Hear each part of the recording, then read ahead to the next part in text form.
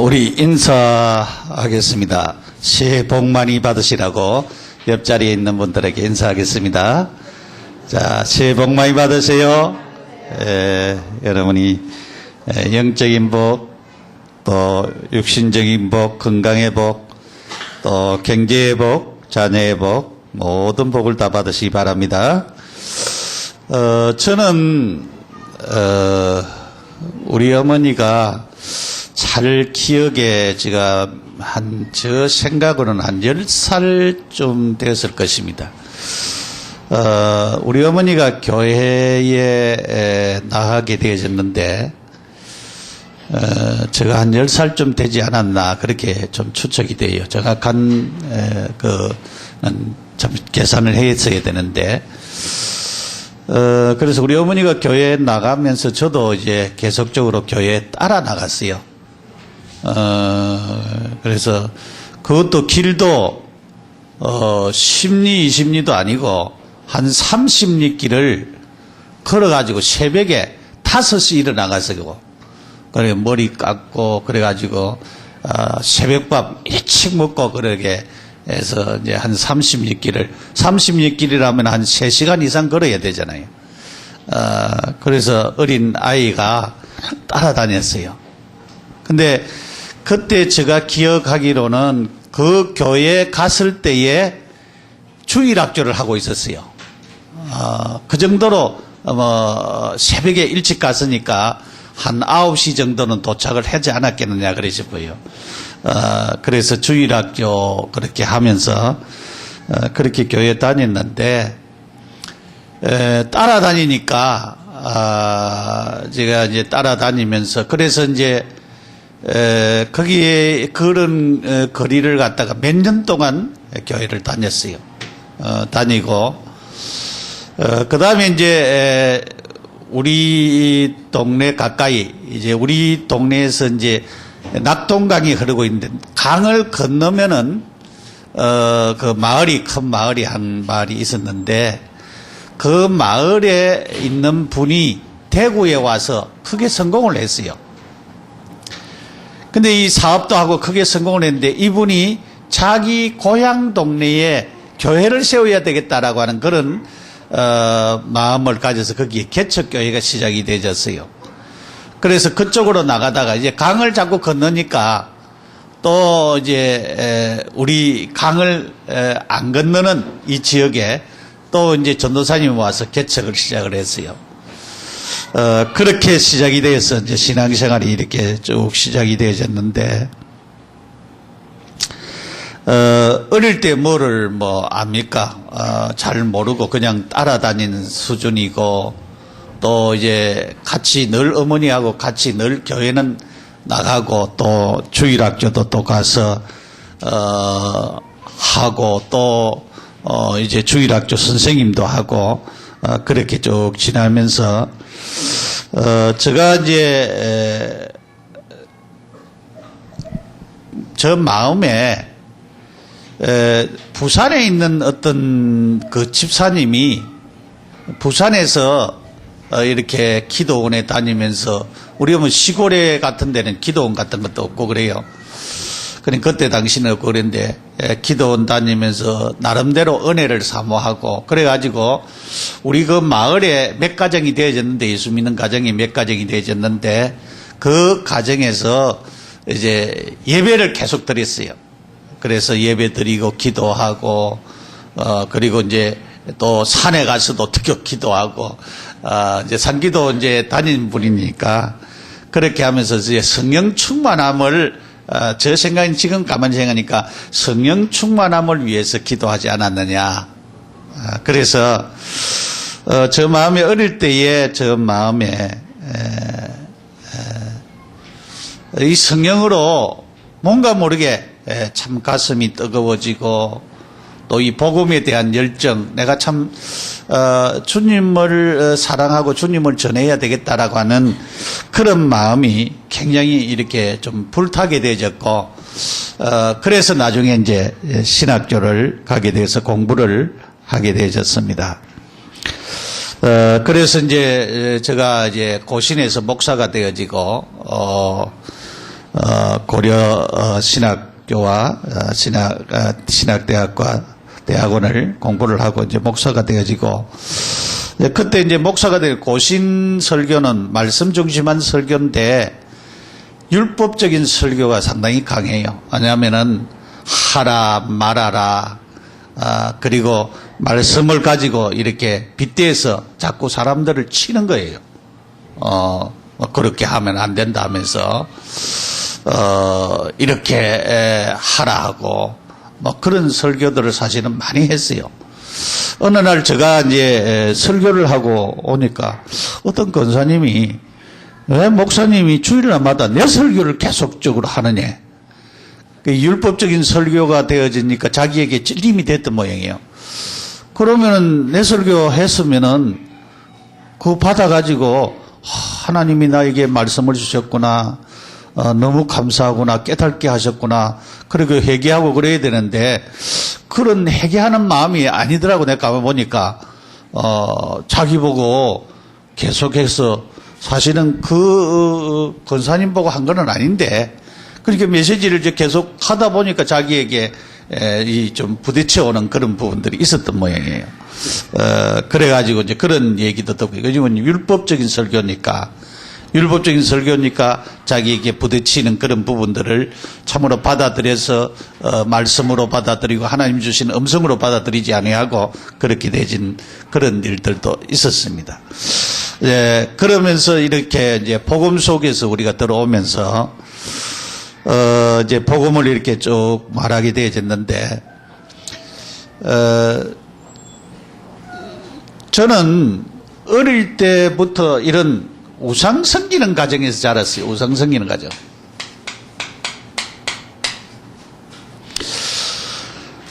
우리 아버지가 둘째인데, 우리 큰아버지가 분명히 있는데, 모든 제사는 우리가 다 가지고 왔어요. 그래서 이제 제사 지내고 그런 일하는데, 예수를 믿고 나서 우리 어머니가 제사를 안 지냈잖아요. 제사 때문에 맨날 싸우고 그랬는데, 근데 우리 아버지는 잘 몰라요. 제사 날짜도 잘 모르고. 우리 어머니가 총명해가지고 이제 제사 날짜도 잘 알고 그런데, 어느 날 이제 조상의 제사는 그냥 지나가 버리면은 우리 아버지는 잘 모르는 거예요.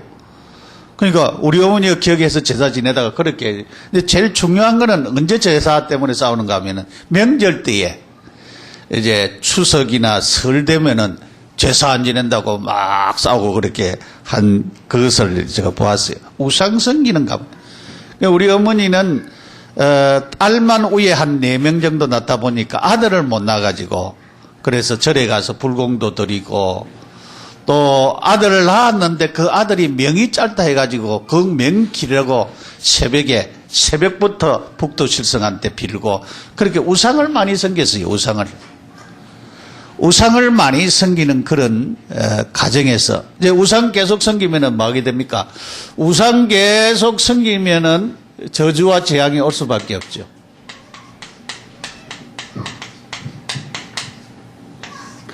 그래서 사실은 우상을 계속 섬겨서 그런지 우리 큰 집은 장남이기 때문에 망하고, 우리는 우상을 많이 섬기기 때문에 망했어요. 이 저주와 재앙이 그렇게 되는 것을 볼 수가 있었어요.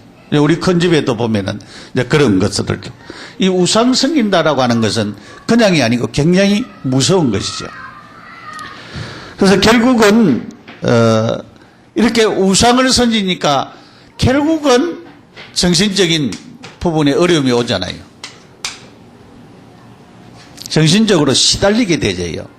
계속적으로 시달리게 되어지고, 그렇게 그 마음에 육신적으로는 계속적으로 문제가 해결이 안 되져요. 문제가 자꾸 문제들이 오게 따라, 육신적인 문제들이 계속 따라.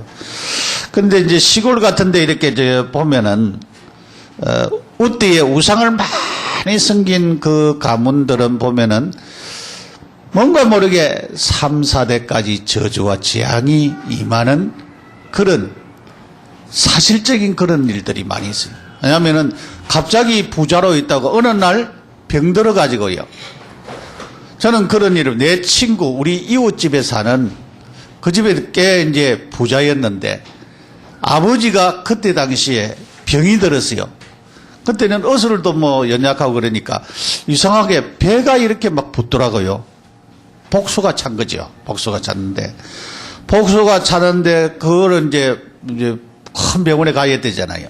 병원에 가서 뭐 시골 같은 데에 뭐 농사 좀 있어도 그때 당시 병원비도 굉장히 비쌌어요. 그러니까 밥 팔고 논 팔고 집 팔고 하다 어느 날 거지가 돼버더라고요. 그러니까 이런 육신적인 질병이 오니까 어쩔 수 없이 망하는 그런 일을 봤어요. 그리고 그 집 큰아들은 폐병이 걸려가지고, 그때 당시에는 폐병 고치기가 힘들었어요. 폐병이 걸려가지고 그래도 인물도 잘나고 고등학교까지 그때 당시로 나오고 그랬는데 폐병 걸려가 죽었어요. 그 둘째 아들도 폐병 또 걸려가지고 또 죽었어요. 그런 저주와 재앙이 이렇게 쭉 미치는 그런 부분들을 제가 현장에서 이렇게 봤습니다. 우리가 복음 없으면은 결국은 이렇게 하나님 안 섬기고 우상 섬기다가 정신적인 문제도 올 뿐만 아니고 육신적인 저주와 재앙이 계속적으로 와서 망하게 되지는 것입니다. 그래서 사실은 사람들이 소망 없이 살다가, 사람들은 생각하기를 죽으면 그만이다 그렇게 생각을 해요. 죽으면 내세가 있는 것이 아니고 천국이 있는 것이 아니고 지옥이 있는 것이 아니고 죽으면 그만이다 생각을 하고 있어요. 죽으면 여러분 그만이 아닙니다. 예수님도 분명히 얘기했습니다. 죽음 이후의 세계는 예수 믿으면 영원한 안식과 평안과 행복이 있는 천국에 들어가고, 예수 안 믿으면 지옥에 간다고 말씀을 하고 있습니다. 그 지옥은 불못이라 그랬어요. 누가복음 16장 19절에서 30절에 보면은 부자와 나사로에 비해서 예수님이 분명히 얘기했습니다. 요한계시록 20장부터 지옥에 대한 사실을 분명히 했습니다. 소망 없이 살다가 지옥 가는. 문제는 그것이 문제가 아니고 후손에게 있습니다. 이상하게 아버지 닮기 싫은데 아버지 닮고, 어머니 닮기 싫은데 어머니 닮고 이렇게 닮아가는 거예요. 나는 그렇게 하기 싫은데 자꾸 이렇게 닮아가고, 이상하게 이런 체질과 이런 이 모든 DNA가 그렇게 돼 있는 모양이에요. 이 후손들이 이상하게 우상 섬기는 가문은 우상 섬기고 제사 지내는 가문은 제사 지내고 그렇게 해서 계속적으로 망하는 길로 그렇게 걸어가요. 망하는 길로. 이상하게. 이 3, 4대까지 성경은 말씀하고 있어요. 3, 4대까지 망한다, 그렇게. 이 후손인들이 계속 망하는 길로 그렇게 걸어가고 있음을 보게 되지는 것입니다. 그래서, 저는, 내가 언제 예수님을 영접했느냐, 저는 날짜는 잘 몰라요. 이제 전에 구원파들은 몇 년, 몇 월, 며칠에 네가 구원받았느냐? 근데 여러분이 뭐 태어난 날짜 어머니가 안 가르쳐 주면은 몇 년, 몇 월, 며칠에 태어났는지도 모르지요. 그 부모가 알아서 호적도 그렇게 등본을 하고 그렇게 하기 때문에 그렇지. 그렇지 않으면 뭐 우리가 살던 시대에는 호적도 뭐 1년 늦게 하고 뭐 그냥 죽을까 싶어 겁이 나가지고 이따가 뭐 어떤 사람들은 뭐 2년, 3년 그렇게 늦게 한 사람들도 있어요. 그리고 이름도 저 면석이가 이름을 갖다가 막 아무렇게나 지어줘가지고 그렇게 이름도 이상한 이름들이 막 개똥이 뭐 그런 이름들도 많고요. 왜냐하면은 그렇게 그냥 이름 지어줘가지고 그렇게 한 경우들이 많이 있어요. 그런데 결국은 이렇게 해서 망하게 되어지는 그런 상태에 있음을 볼 수가 있습니다. 그래서 문제는 오늘 이런 상태에 빠져 있는 우리들, 결국은 인간의 문제는 무슨 문제입니까? 죄 문제잖아요, 죄 문제. 죄를 지으면은 결국은 하나님을 떠날 수밖에 없고, 하나님을 떠나면은 어디에 잡힐 수밖에 없느냐? 사단에게 잡힐 수밖에 없습니다. 이것이 인간의 근본 문제입니다. 아무리 훌륭해도 아무리 훌륭해도 아무리 많이 배워도 죄는 누구나 다 가지고 있습니다. 죄 없는 사람이 있어요? 죄 지으면 하나님을 떠날 수밖에 없습니다. 하나님을 떠난 사람은 사단의 지배받게 되어 있습니다. 누구든지. 나는 무신론자다. 그 사람들은 더 지배받습니다. 여러분, 이렇게 될 수밖에 없습니다. 이 문제를 이렇게 우상 섬기고 정신문제, 육신문제, 소망 없이 후손에게 오는 문제를 어떻게 해결할 수가 있습니까? 율법으로 해결이 됩니까? 막 때려 편다고 해결되어집니까? 안 되어집니다. 인본주의로 내 생각으로 해결이 되어집니까? 안 되어집니다. 그러면은 어떻게 이 문제를 해결할 수가 있습니까? 해결할 수 있는 길이 인간이 선해도 안 되고 착해도 안 되고 아무리 노력해도 안 되고 열심히 해도 안 됩니다. 안 돼. 인간의 힘으로는 도저히 해결이 안 되죠. 그래서 해결될 수 있는 길을 열어놓으셨어요. 그분이 바로 예수 그리스도입니다. 예수 그리스도. 해결할 수 있는 길을 열어놓으셨는데, 그래서 이분이, 이 예수 그리스도가 우리가 성탄절을 맞이하면서 이 땅 위에 성육신했다 그랬어요. 마리아의 몸에 잉태되어서 이 땅에 오셔서 30년 동안 사시고 3년 동안 공생애를 하시면서 나중에 십자가에 못 박혀 죽으시고 3일 만에 부활하셨어요. 여러분, 어떤 사람은 십자가가 안 믿어지는 사람이 있어요. 어떤 사람은 살아났다. 어떻게 사람이 살아날 수가 있는, 죽은 사람이 살아날 수 있느냐. 그거 안 믿는 사람이 있어요. 여러분, 우리는 그 사실을 우리가 믿어야 되는 것입니다. 그 사실을 믿어야 하나님이 주신 축복을 누릴 수가 있습니다. 그래서 오늘은 하나님의 내주하심, 성령 하나님의 내주하심.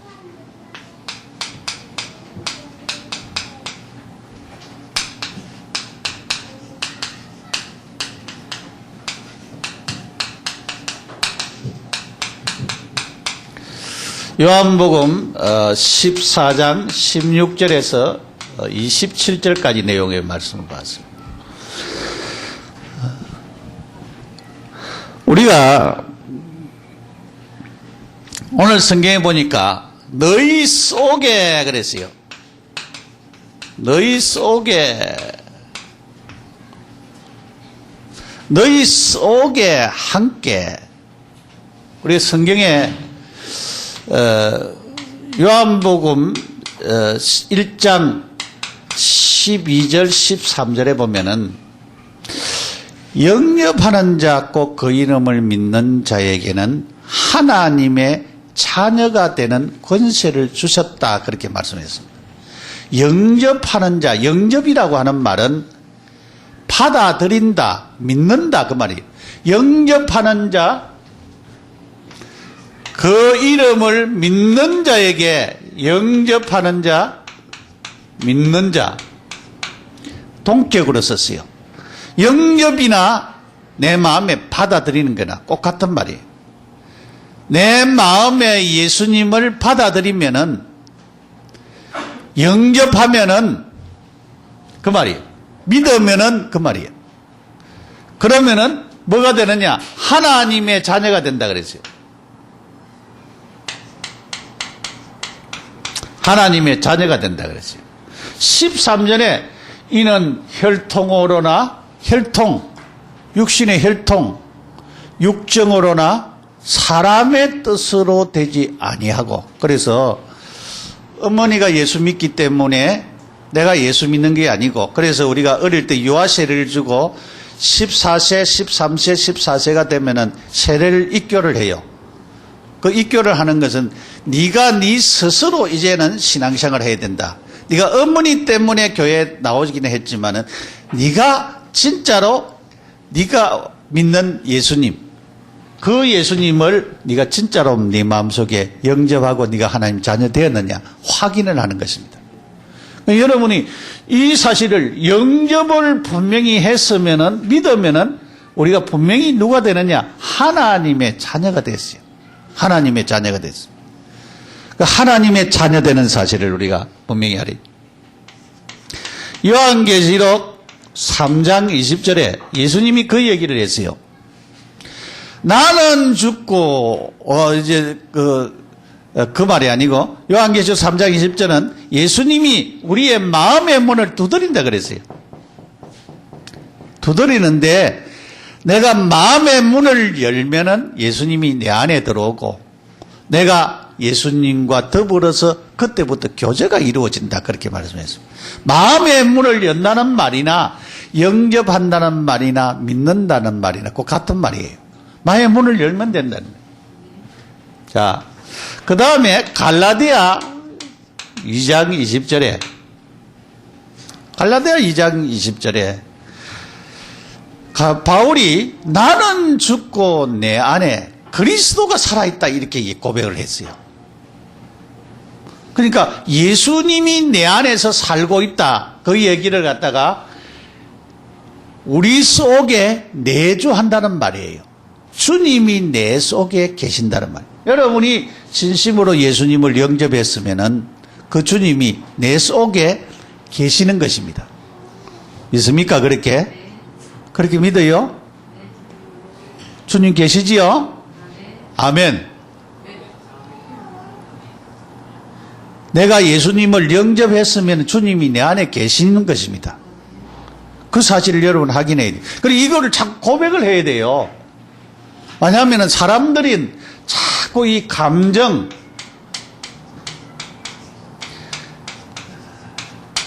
느낌,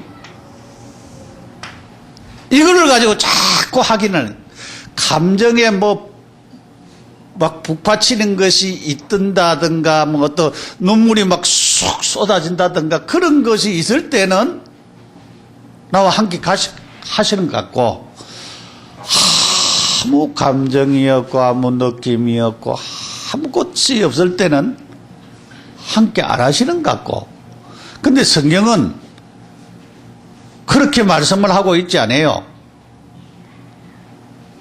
감정의 느낌이 없어도 내가 진심으로 예수님을 영접하고 믿고 있으면 내가 하나님의 자녀고 내 속에 주님이 계신다. 그래서 여기는 요를 가만히 보니까 이거는 예수님에 대한 얘기를 하고 있어요.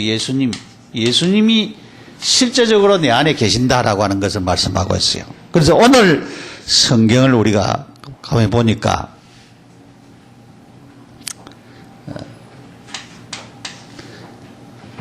요한복음 14장 16절에 그 얘기를 했어요. 아까 우리 성경을 봤습니다마는 내가 아버지께 구하겠으니 그가 다른 보혜사를 너희에게 주사 영원토록 너희와 함께 있게 하시리니 그는 진리의 영이라 세상은 능히 그를 받지 못하니 그는 그를 보지도 못하고 알지도 못함이라. 그러나 너희는 그를 아나니 그는 너희와 함께 계시겠으며 또 너희 속에 계시겠습니다. 그랬어요. 그러니까 성령께서 누구 속에? 우리 속에.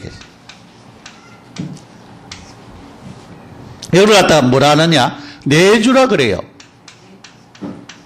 그죠? 그러면 이제 큰일 났어요. 예수님도 내 안에 계시고 성령님도 내 안에 계신다 그래요.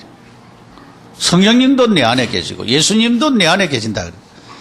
그러니까 성경에는 예수님이 내 안에 계신다는 말도 맞고 성령께서 내 안에 계신다는 말이 맞습니다. 여러분, 내주했다는 말. 다른 말로 말하면은 하나님이 내 안에 계신다는 말이에요. 성령 하나님이 내 안에 계시고, 성자 하나님이 내 안에 계신다는 말이에요. 내 안에 내주한다라고 하는 사실입니다. 분명히 예수님께서 내가 너희 안에 계시겠다 약속한 대로 계셨고 성령님이 우리 안에 계신다는 그 말씀대로 너희 속에 뭐 하겠다? 내주하겠다. 제일 중요한 부분이 이것을 갖다가 뭐 해야 되느냐? 확신을 자꾸 해야 돼요. 확신을 갖고 계속 해요. 우리는 하나님의 말씀을 딱 붙잡고 예수님이 내 안에 계신다. 그걸 갖다 확신을 해야 돼요. 자, 요셉이 노예 생활을 했잖아요. 노예 생활을 했는데 우리가 창세기 39장에 보면은 하나님이 함께했다 그렇게 말씀하셨습니다. 구약적인 함께는 임재적인 함께를 주로 얘기를 하는데 함께했다 그렇게 얘기를 했는데 요셉이 주일날 와서 예배 드리겠어요? 못 드리겠어요? 예배 드리겠어요? 못 드리겠어요? 못 드리겠어요. 그때는 주일도 사실은 종인데 어떻게 주일을 지킬 수가 있겠어요. 그런데 자기 나름대로의 하나님 앞에 이 고백과 이런 우리가 다윗도 보면은 그런 것을 쭉 볼 수가 있어요. 그러나 요셉은 늘 임마누엘을 누리고 자기 속에 요셉은 늘 임마누엘을 누린 것을 볼 수가 있어요. 그때는 이런 내주적인 것은 없으니까 자기 속에 들어있다는 것은 없으니까 임재적인 그런 부분을 우리가 쭉 볼 수가 있어요. 그래서 너희 속에 함께한다라는 그런 사실들을 우리가 마음속에 내 속에 주님이 내 안에 와서 계신다. 성령님이 내 안에 와서 계신다. 이 확신을 우리가 이 2012년도 첫 주부터 우리가 확신을 해야 되겠습니다. 그 다음에 말씀하기를 너희와 함께 그랬습니다.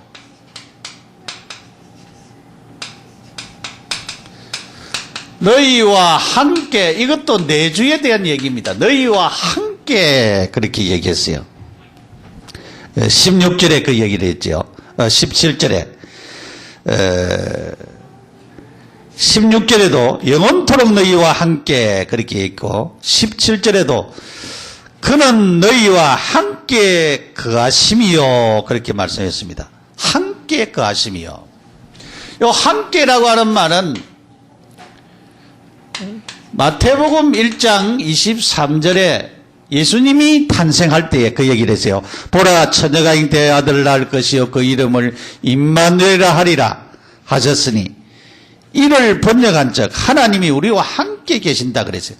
예수님의 탄생하는 예수님이 함께 계신다고 하는 표현을 썼어요. 그러니까 예수님이 탄생했는데 이스라엘 전역에 또 이 지구에 주님이 우리와 함께 계신다는 표현을 그때 했어요. 아까 요셉이 얘기했지. 요셉이가 우리가 지금은 주님이 우리 안에 와서 계신다라고 하는 사실을 표현을 하지만은 그때 당시는 그렇게 표현을 해요. 예수님 자신이 오신 것 그것만아도 임마누엘 하시는 것을 말씀했습니다. 이사야 7장 14절에 그러므로 주께서 친히 징조를 너희에게 주실 것이요 보라 처녀가 잉태의 아들을 낳을 것이요 그 이름을 임마누엘이라 하리라. 이 임마누엘 이사야 7장 14절 이 임마누엘이요. 임마누엘의 뜻이 뭐냐? 함께 한다는 말이잖아요. 함께 한다는 말. 임마누엘의 뜻이 함께 한다는 말. 그래서 임마누엘 하기 위하여서 예수님이 이 땅에 오셨다라고 하는 사실입니다. 예수님께서 마가복음 3장 14절에 제자들을 부르시면서 불른 제자들에게 이렇게 말씀했습니다. 이에 12를 세우셨으니 이는 자기와 함께 있게 하시고 또 전도도 하며 자기와 예수님과 함께 있는 것은 예수님과 그냥 같이 동행하고 사는 것을 두고 하는 말이에요. 그때 당시에 여기에 함께 한다는 말은 예수님이 지금 공생애를 하실 때거든요.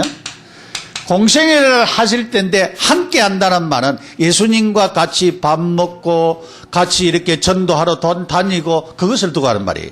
함께 한다는 말은 그냥 동거하는 그런 삶을 두고 하는 말이에요. 그렇게 함께 한다는 말이에요.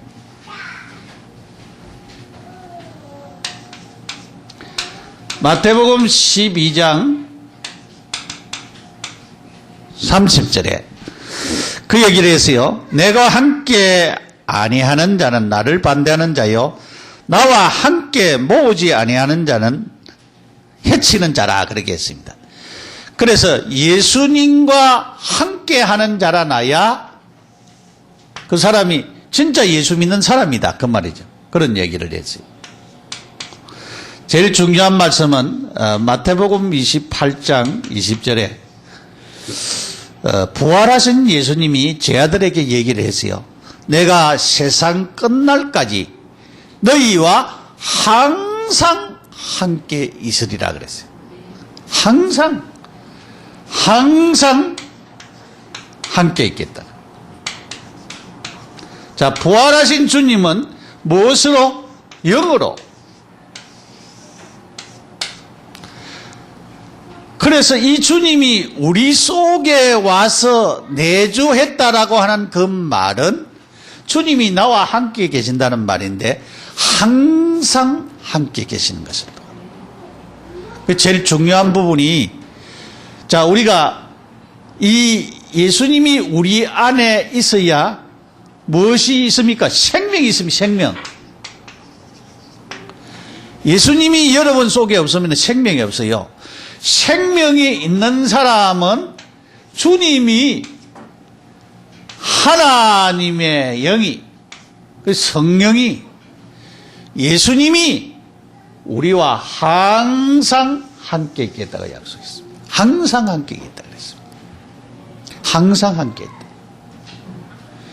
그래서 우리가 여러분이 아까 감정 얘기를 했어요. 내 감정에 아무것도 안 느껴져도, 내 감정에 어떤 감정의 느낌이 없어도 주님은 우리와 함께 한다는 사실을 우리 얘기해야 됩니다. 세 번째로 영원히 그랬어요. 영원히.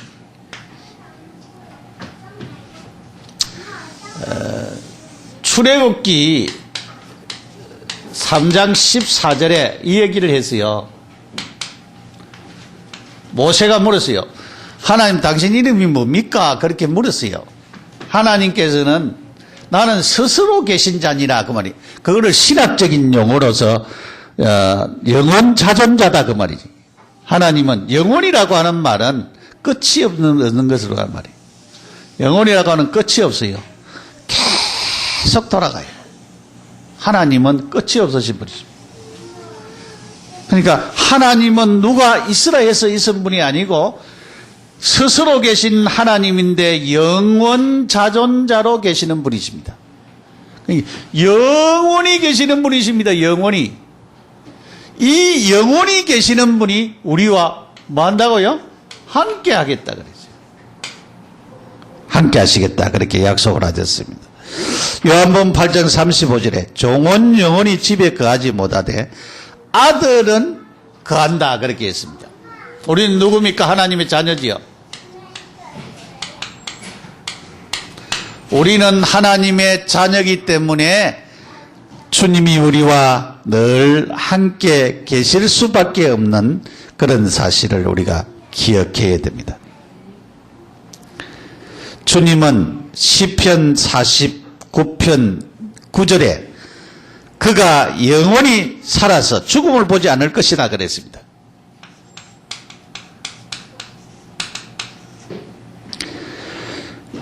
영원히 살아계시다. 영원히 살아계신 분이십니다. 그래서 영원히 살아계신 그분, 에레미야 애가 5장 9절에도 여호와여 주는 영원히 계시오니 주의 보좌는 대대히 이르렀다 그랬습니다. 에레미야 애가 5장 19절에도 주님은 영원히 계시고 그렇기 때문에 그 때가 영원하다 그런 얘기를 했어요. 요한 2서 1장 2절에 우리 안에 거하여 영원히 우리와 함께할 진리로 말미암은도다 그렇게 말씀했습니다. 요한 2서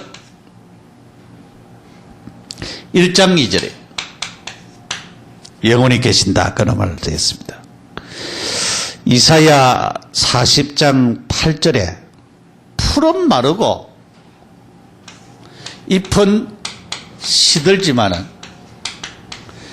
여호와의 말씀은 영영이 서리라 그렇게 말씀을 하였습니다.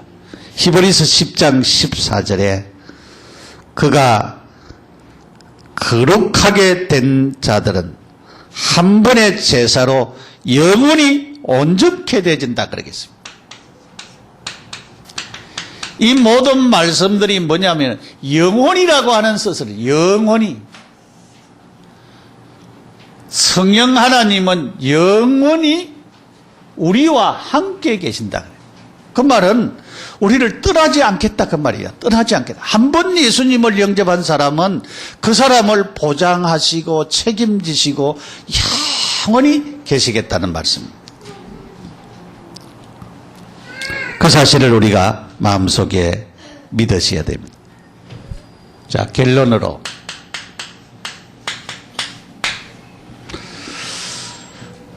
사람들이 고아들은요 늘 무슨 생각을 하는가 하면은 이 부모의 사랑을 못 받아가지고 사랑에 헐떡거려요.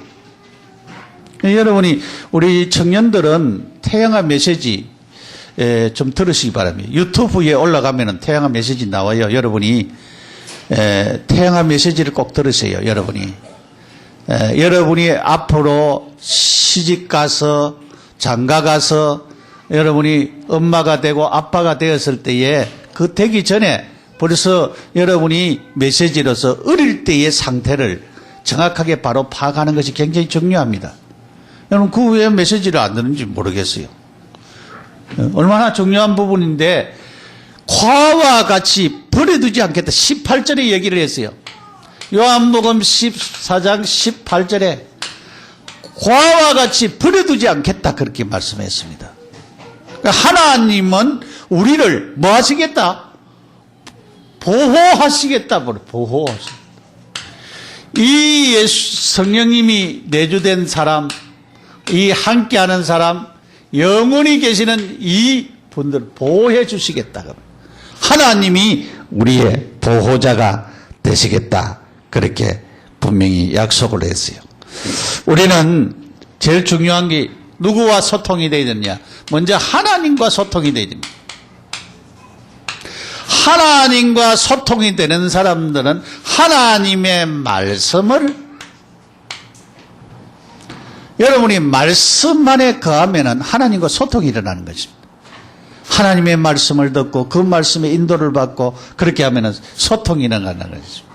그 다음에 사랑과 소통이 일어나야 돼요. 사랑과 사랑만의 소통이 일어나는 거죠. 이제 하나님의 말씀을 우리가 바로 듣고 그 말씀 안에서 서로 포럼하고 교제가 되어지면은 사랑과 사람 안에서 소통이 바르게 일어나는 그런 축복이 나타나게 되어지는 것입니다. 우리가 원단 메시지에 성령 하나님의 인도받는 전도운동에 대해서 하나님이 우리에게 메시지를 주셨어요. 이 한해는 분명히 성령께서 뭐 하셨느냐? 말씀하셨어요. 말씀을 주셨어요. 아시아에 가서 전도하지 말아라 이렇게 말씀하셨어요. 그 말씀 붙잡고 순종했습니다. 기도했습니다. 그 말씀 붙잡고 말씀 잡고 기도했어요. 그런데 기도를 계속 하다 보니까 전도운동이 일어났어요. 누디아가 돌아오게 되어지고 점치는 여인이 돌아오게 되어지고 간수의 가정이 돌아오게 되어지고 이렇게 전도운동이 일어났어요. 전도운동이 일어났어요. 그래서 이것은 진짜 성령 하나님께서 하시는 전도운동입니다. 이런 운동이 우리를 통해서 우리 가정을 통해서 우리 교회를 통해서 여러분의 직장을 통해서 일어나기를 간절히 바랍니다. 그러기 위해서 금년도는 우리가 중요한 것이 성령님의 바른 인도를 받기 위해서는 뭐가 필요하냐? 말씀을 바로 붙잡는 것도 굉장히 중요합니다. 그런데 더 중요한 부분은 하나님 앞에 기도하는 일입니다. 하나님 앞에 진짜 여러분이 기도해야 되는 것입니다. 그래서 아침에 일어나거든 기도 수첩의 말씀을 여러분이 보시고 기도하시기를 바랍니다. 세수하면서도 기도하고 화장하면서도 기도하고 밥 먹으면서도 기도하고 저도 아침에 기도했어요. 계속적으로 여러분들이 그래서 그것을 갖다가 여러분이 정시기도라고. 그러니까 저녁에 돌아와서 하루의 일을 점검하면서 또 기도하시기 바랍니다. 그렇게 정시기도 하시기 바랍니다. 그러면서 여러분이 진짜 집중할 일을 놓고 하나님 앞에 기도하시기 바랍니다. 그리고 직장에 가서 여러분이 가정에서 일을 하면서 무시로 기도, 순간순간 계속적으로 내가 지금 직장 생활에서 하는 업무와 관계되면서 계속적으로 무시로 기도하시기 바랍니다. 그러면서 24시 하나님을 바라보면서 늘 기도할 수 있는 그런 축복의 자리에 이르도록, 공부하는 학생은 학생대로, 직장에 다니는 자들은 직장에서 그래서 기도하면서 뭐를 생각해야 되겠습니까? 하나님께서 내 일을 통해서 하나님이 증거되어지도록, 예수님이 증거되어지도록, 성령님이 증거되어지도록 전도운동이 일어나도록 진짜 이를 놓고 기도하시기 바랍니다. 하나님, 내 직장에 나를 통해서 이 전도운동이 일어나게 해 주옵소서. 내 다니는 그 회사의 전도운동이나 학교의 전도운동이 일어나게 하시고, 내 가정에 내 하는 모든 일에 이런 축복이 일어나도록 여러분들이 기도하셔야 되겠습니다. 그래서 실제적인 성령 하나님의 내조하심을 한 주간 동안 체험하고 진짜 우리를 통한 이 전도운동이 일어나는 그런 축복의 역사가 나타나지도록 기도하면서 참된 응답을 받는 우리 모두가 되시기를 예수 이름으로 축원합니다. 기도드리겠습니다. 하나님 아버지 감사합니다. 성령께서 우리 안에 함께 영원히 계시겠다고 약속하셨는데 이 축복이 우리에게 확신되어지고 사실화되어지는 축복으로 인도하여 주시고 금년 한 해 동안 성령 하나님의